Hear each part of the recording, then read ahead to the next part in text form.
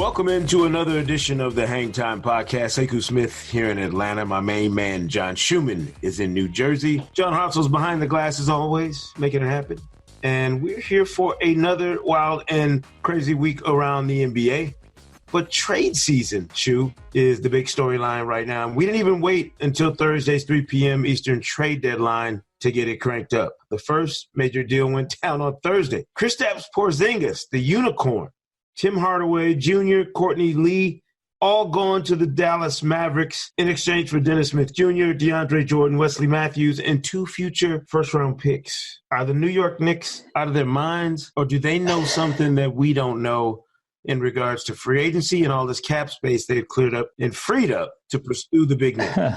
It's a unique trade, right? Like, I don't know if we've ever seen a team use a franchise cornerstone still on a rookie contract as like the grease to clear cap space, right? Like, we've seen salary dumps before, but usually it's with a draft pick attached or, a lesser player, I don't think we've ever seen something like this where what seemed like a great asset to have, a guy who was a terrific player before he got hurt. An all-star. Yeah. Yeah. Used as sort of the incentive to take on extra cap space. And, it's time will tell whether it was option A, more about Porzingis not wanting to be there and trying to get something for him before he left, or option B, more about other stars wanting to be there and clearing the cap space to sign them this summer. Option A is what the Knicks said it was, right?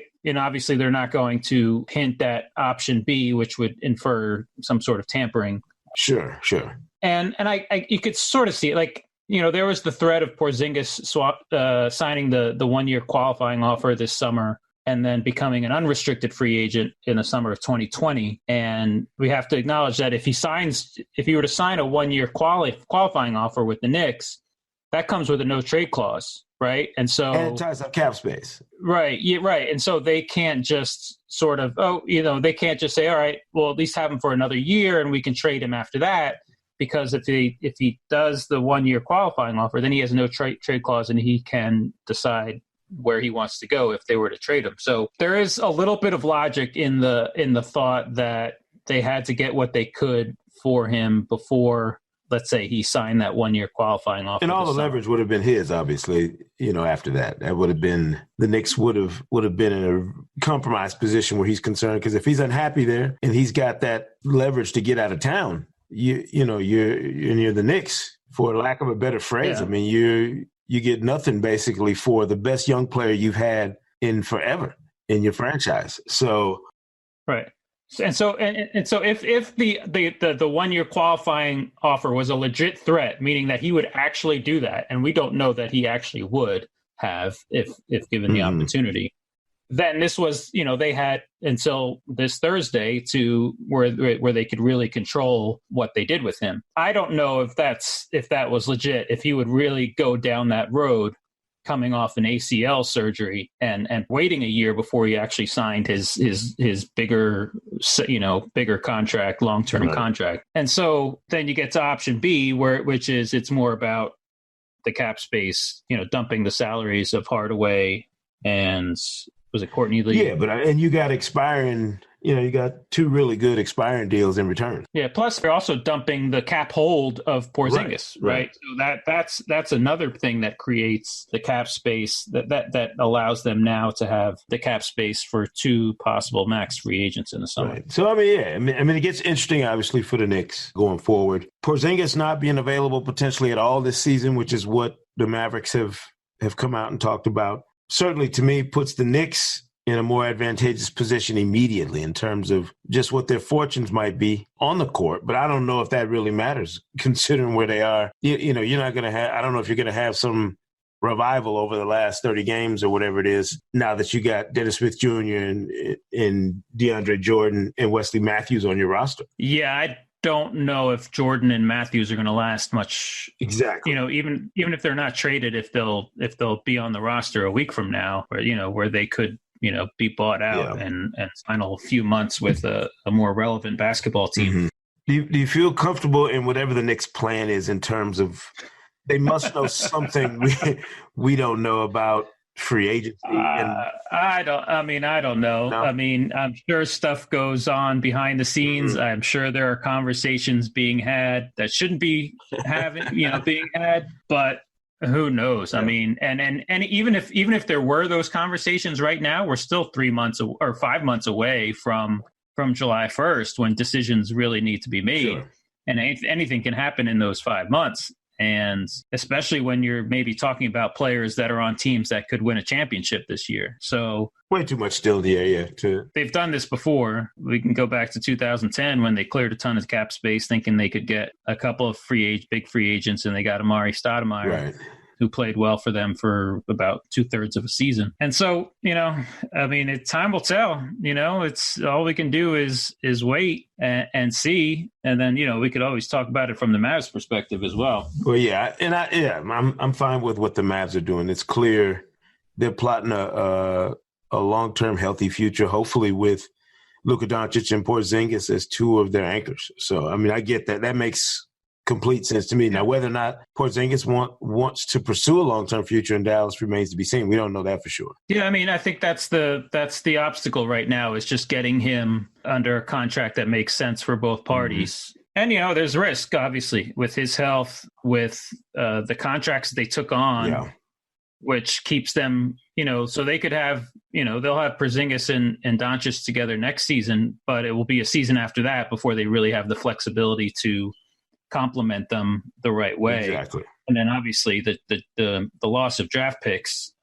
makes it a little bit more difficult to build around those two guys. But that's one heck of a combination if they're healthy.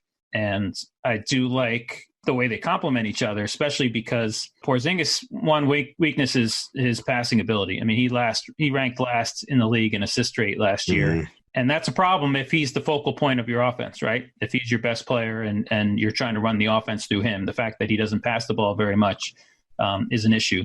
And it could still be an issue in pick and roll, right? Yeah. Like if he picks and pops or picks and rolls and then the defense comes to him, he's got to be able to make the right decision and pass to the open guy. But having Doncic alongside him makes that weakness much less of an issue than it would be if he was the focal point of an offense. Yeah, I mean, having him alongside Doncic, I would tell you, is much easier to stomach in terms of how they complement each other because Doncic will be the one with the ball in his hands.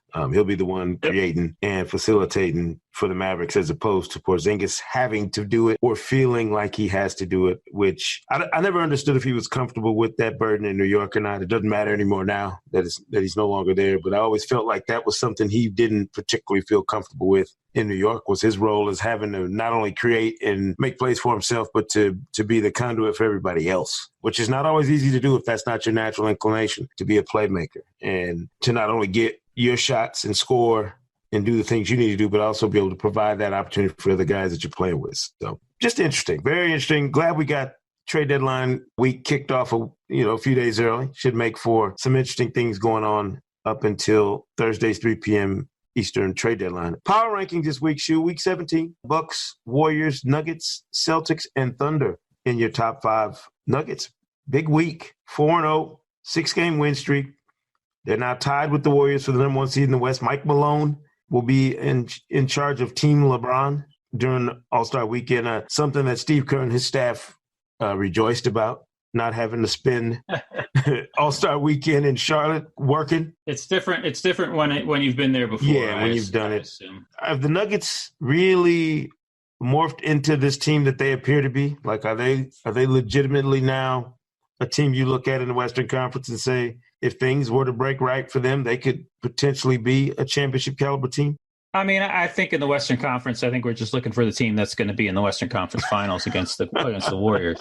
I mean, honestly. Yeah. And when you get there, you never know what could happen. Anything could happen if you get there. But, I think we're just looking for team number two. Yeah. And Denver is as good a candidate as any other. What's amazing about this, winning streak is that they haven't been whole. I mean, they've been without Jamal Murray. They've been without Gary Harris. And their two backup guards have been fantastic. Monty Morris and Malik Beasley. The league's best shooter since January 1st among players who have taken at least 100 shots is Malik Beasley. I mean, we talked a little bit about him last week as far as his improvement from year to year, but he has really turned it on over the last few weeks. I mean, Morris has been great. I mean, Morris has been a real find, and we mentioned it before. You just hope that they don't do anything to upset their chemistry with some of the players they potentially have coming back. Isaiah Thomas, if he comes back, but you're right. They've been a revelation. Those two guys in particular. They haven't had their core four guys very healthy for the last 2 months. Like, Murray has been in and out. Harris has been hurt. Millsap was hurt for a while. Their four, main starters, taking Will Barton out of the equation, have barely played together over the last couple months. So there is still a higher ceiling, I think, for this team to reach just with continuity and consistency. And lineup consistency. And so, like I said, it's all about who's number 2 in the West, but I don't think there's a better candidate than the Nuggets. Right. The annual rodeo trip is on tap for the Spurs.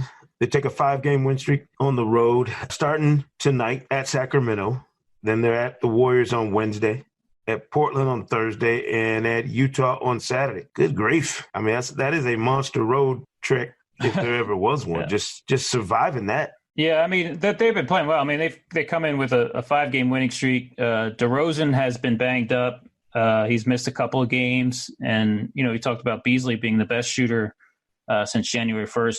DeRozan ranks like 5th from the bottom in effective field goal percentage since January 1st. He has really been struggling, but LaMarcus Aldridge has been awesome. He was huge down the stretch of a couple of close games last week. He's just been beasting, and it's not just about the mid-range. I think he's been scoring more in the paint this year. And when people talked about, and I agree that Rudy Gobert was an all-star snub when the reserves were announced last week, but I don't think LaMarcus Aldridge is the guy you would want to replace on that roster, because I think Aldridge has been excellent, has been a key part of their defensive improvement over the last couple months, and deserves to be an all-star with the way he's been playing. Right. Speaking of all-star shoe, and be sure to read the full NBA.com power rankings at NBA.com/power-rankings. John Schumann does it every week. They drop every Monday. Very interesting stuff on all 30 teams. I mean, it's super detailed information. Shu puts a ton of time into it. Be sure to check it out. But Thursday, televised on TNT at 7 o'clock Eastern, LeBron James and Giannis Antetokounmpo will be conducting the NBA All-Star Player Draft, choosing sides like old school playground basketball. I love that new wrinkle for All-Star Weekend. And to help set the stage for that, Shu, let's go ahead and do our own mock draft, if you will. I know people love mock drafts. I know you hate them sometimes. Probably I hate them sometimes when we're talking the June draft. But this All-Star draft is perfect. This is right up my alley. And since my hairline is closest to LeBron's, I'll draft first as the captain of Team LeBron. We pick first from the 8 starters. Since I've been the better performer this year, I'll be Giannis then. Yes, then the 14 reserves. And then finally, somebody's got to take the graybeards, Dwayne Wade and Dirk Nowitzki, added to the mix by NBA Commissioner Adam Silver. So I'm feeling frisky. If I'm LeBron and I'm picking first from these 8 other starters, now I could go dramatic and pick Steph and put Stephen Curry on my team and rile up the Warriors fan base. But I'm gonna step out on the limb here and do something a little different. I think in order to really get people cranked up and accelerate the drama surrounding this player draft Thursday night, I'm going to select Kyrie Irving with my first pick, just to get the drama cranked up. All right, I'll take Steph Curry. No, don't even have to think twice about it. He's a shooter. He compliments me and me, Giannis Antetokounmpo. Yes. He compliments my game pretty well, so I'll take Steph Curry. All right, I'm gonna counter that by taking Kevin Durant, who I don't want Steph and KD in a friendly on the same team. I'm taking KD to go along with me and Kyrie in our team of the future. All right. I will take Joel Embiid, and I wish you luck in matching up with my my size. Yes, that is tough. Embiid's a monster. I'm going to go with the versatility, length, and athleticism, and I'm going to select Paul George, who I think is having an outlandish season. Too bad he didn't play with me with the Lakers. So be it. Let's see. So we got Harden, Kawhi Leonard, and Kemba Walker left. I have Giannis Antetokounmpo, Stephen Curry, and Joel Embiid. I will take James Harden. That's a good pick. You can't go wrong with these. I need a bucket getter. Yeah, you can't go wrong with these starters. That game last year came down to a final possession, and the I forget which team it was, couldn't get a shot off. I think I'll confident I can get a shot off if I put the ball in hand. You got enough guys on that starting five already to get it done. I'm going to go with Kawhi for my last starter.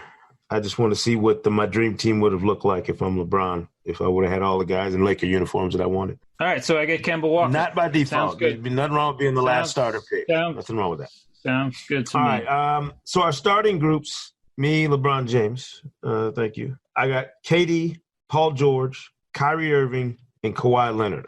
I feel good about that going into All-Star battle with that group. You got Giannis Antetokounmpo. You've got Stephen Curry, Joel Embiid, James Harden, and Kemba Walker. So you got the size on the wings. I have the size up front. Yes, that's a monster group, and you got some shooting that is out of this world. And Steph certainly most important thing in the game. Yeah, you got some outlandish shooting. Now we get to go to the next portion of the draft is from the 14 reserves who were picked last Thursday by league coaches. And I pick first with the reserves, right? Yes, Giannis gets to crank this up. So you go ahead and pick first with the reserves. Let me see. I am going to take Anthony Davis to take that whole option away. That sort of ruins a little bit of the fun, but I'm going to take him anyway. Sorry. No, that's smart. I mean, I was going to take him. That was definitely going to be my pick. But, as a counter for that, I'm going to take Nikola Jokic. I need some size, and I need a big guy who can play make, and I need somebody to try and frustrate Joel Embiid if they're out there at the same time. Let's see. All right. Speaking of playmaking, I'll take I'll do that. I'll take Ben Simmons. All right. Give me some versatility. I can build a bunch of different kinds of lineups around him. I'd like to have Dame Lillard on my side in a competition like this. I think I'll take Dame Lillard with my next pick. All right. Let's see. Could use another. Well, let's see. I think I got a lot of different options here, but I'll take. Heck, let's add some more shooting. I'll take Klay Thompson. Yeah. Man, you got some shooters who are going to run us out of the building if we're not careful. He's the one guy he's the guy I would take off the list, by the way, in place of Gobert. But hey, it doesn't mean I don't want him on my team. I think this idea that Klay's having a bad season is overblown. His numbers are not bad. All right, but doesn't mean that he's that doesn't mean he should be in the All-Star game over Gobert. I disagree. I tend to disagree with you on that one. I'm gonna shake this thing up and take Russell Westbrook. I know he's not having a great shooting season, but this is an All-Star game, and nobody competes with the chip on his shoulder the way Russell Westbrook does. Let's see. All right, I've got basically 3-4 guys who can handle the ball. Probably use another wing. So I will go with my teammate, Chris Middleton. Okay. Don't want to see him get drafted by, I don't want any hard feelings for my teammate who's a free agent this summer. I want to make sure, the two of us are together. Right. Yeah. I'm gonna go ahead and rock with Blake Griffin as my next choice, who I think is wildly underrated by people. They've forgotten how good a player Blake is. The other day, somebody tried to tell me that Blake has had a disappointing NBA career. I was like, what? I was like, I don't know what NBA you've been watching. But yeah, I would like to have Blake on my squad. All right, I'll take Karl Anthony Towns. All right. Build up that front line. Yeah. I need some shooting. Somebody can knock down a shot. I'm going to go with Bradley Beal as my next choice. All right, so we're down to Kyle Lowry, D'Angelo Russell, Aldridge and Nikola Vucevic. All right, I just went big, so let me go with a guard, and I will take Lowry or Russell. I'll take Kyle Lowry. Yeah, that's an interesting pick. He goes against the grain of what you've selected already. So I'm going to go ahead and go with D'Angelo Russell. Surprise some people probably, but I think the way he's been playing and the size and shooting he brings, he might be good in this setting too. He might be ideal for an all-star setting in terms of flashiness and bringing a little spice to the game. All right, so we got Aldridge and Vucevic. I'll take, can't go wrong either way, but I'll take Aldridge with my final pick. Just spent a few minutes praising his game for the last couple months, so we'll take LaMarcus Aldridge. And Vucevic is my final choice, obviously, of the reserves. Not a bad pick. The reserves, not a bad pick.